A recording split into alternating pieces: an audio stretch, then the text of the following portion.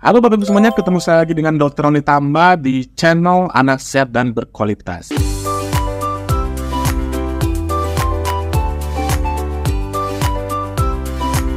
Kali ini kita akan melanjutkan tentang rekomendasi panduan pemberian MPASI yang terbaru dari WHO, yaitu tahun 2023. Nah, kali ini masuk pada rekomendasi yang ketiga. Apa itu? Nah, sebelum membahasnya, saya tetap mengucapkan terima kasih kepada Bapak Ibu yang sudah rajin menyimak materi-materi kami di channel Anak Sehat dan Berkualitas. Dan bagi Anda Bapak Ibu yang mungkin pertama kali menyimak materi kami, jangan lupa klik tombol subscribe-nya, like, dan boleh di-share kepada teman-teman yang lain. Mana tahu ada teman, sahabat, dan juga tetangga yang membutuhkan materi ini. Mungkin saja mereka butuh materi karena mereka memiliki putra-putri yang akan mulai MPASI. Yuk kita mulai pembahasannya ya.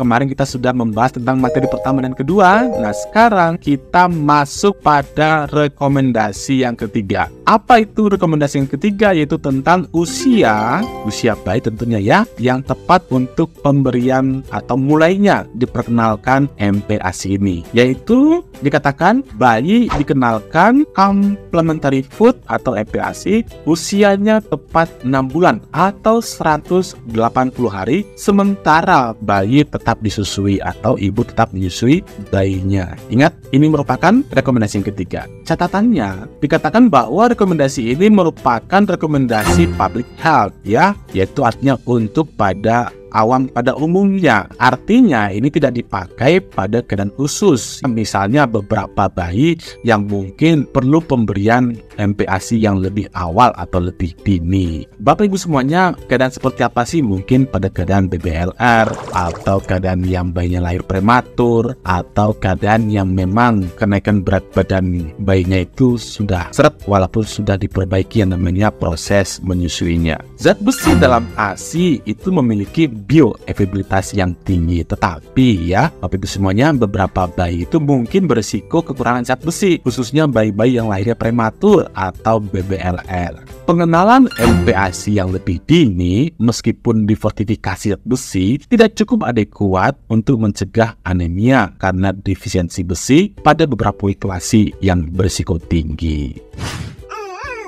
Bagaimana latar belakang daripada rekomendasi ini? Yaitu dampak pengenalan MPASI yang sebelum 6 bulan itu ada beberapa dikatakan ya. Yang pertama adalah meningkatkan risiko kesakitan karena infeksi pada saluran pencernaan, misalnya diare. Nah, yang kedua, kualitas daripada MPASI mungkin akan lebih rendah dibandingkan ASI pada daerah yang income-nya rendah. Ketiga adalah belum siapnya bayi untuk makan untuk memulai MPASI. Dan risiko yang keempat adalah bayi akan mengalami risiko obesitas. Bagaimana dengan kalau misalnya pemberiannya itu lebih daripada 6 bulan atau terlambat, maka juga akan memiliki risiko. Yang pertama, risikonya adalah kurangnya kecukupan nutrisi dan meningkatkan risiko alergi. Yang kedua adalah berefek pada penerimaan rasa dan tekstur. Tentu jadi kalau misalnya anak kita tidak dikenalkan sejak dini, maka bayi itu akan menolak. Yang ketiga adalah menunda pengenalan makanan-makanan tertentu, misalnya kacang-kacangan. Itu lebih pada meningkatkan risiko alergi dibandingkan dengan pencegahan. Ini adalah dampak kalau kita mengenalkan MPASI yang lebih lambat atau lebih dari 160 hari.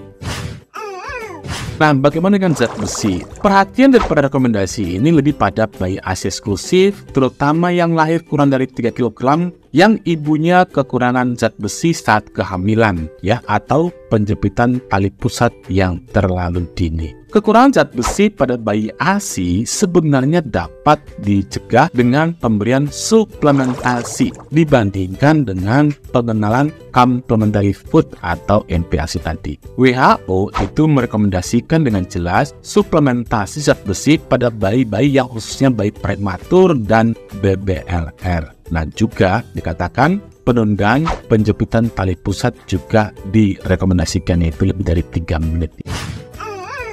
Ringkasan-ringkasan dari bukti ilmiah pada rekomendasi ketiga ini adalah dikatakan bukti ilmiah dari RCT atau Randomized Control Trials menemukan bahwa pengenalan MPASI yang kurang dari 4 bulan dibandingkan dengan pada saat 6 bulan tidak ada hubungan sama sekali dengan stunting, underweight atau gizi kurang, wasting, dan juga obesitas, anemia atau anemia berat. Ketika pengenalan awal, yakni kurang dari 6 bulan, dibandingkan yang lebih atau sama dengan 6 bulan, penelitian observasional menemukan bahwa tidak ada hubungan antara stunting, berat badan kurang, wasting, dan parameter antropometri lainnya seperti HAZ, WAZ, dan juga tinggi atau panjang badan. Pengenalan MPASI yang lebih dini itu berhubungan dengan BMI atau Body Mass Index yang lebih tinggi. Maka pengenalan yang terlambat lebih dari 6 bulan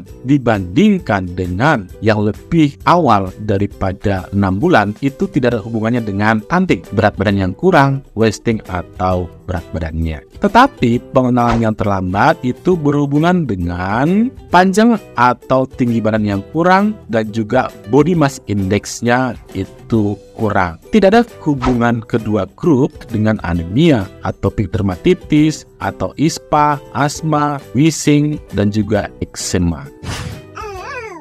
Bagaimana dengan keseimbangan antara manfaat dan juga dampak negatifnya? Kita lihat ya, pengenalan MPASI lebih dini, terutama di daerah kekurangan di mana terdapat keterbatasan akses ke makanan kualitas tinggi, terjadi resiko penggantian ASI sebagai nutrisi utama. Maka dampaknya nanti berat badannya si anak ini tidak naik sesuai dengan kurva pertumbuhan. Pengenalan yang terlambat mengakibatkan bayi tidak mendapatkan cukup energi untuk pelengkap ASI atau susu. Jadi artinya karena pengenalan yang dini juga kurang bagus, pengenalan terlambat kurang bagus, maka kita sebaiknya mengenalkan MPASI pada bayi kita tepat saat usia 6 bulan, tepat saat 180 hari. Itu rekomendasi yang ketiga.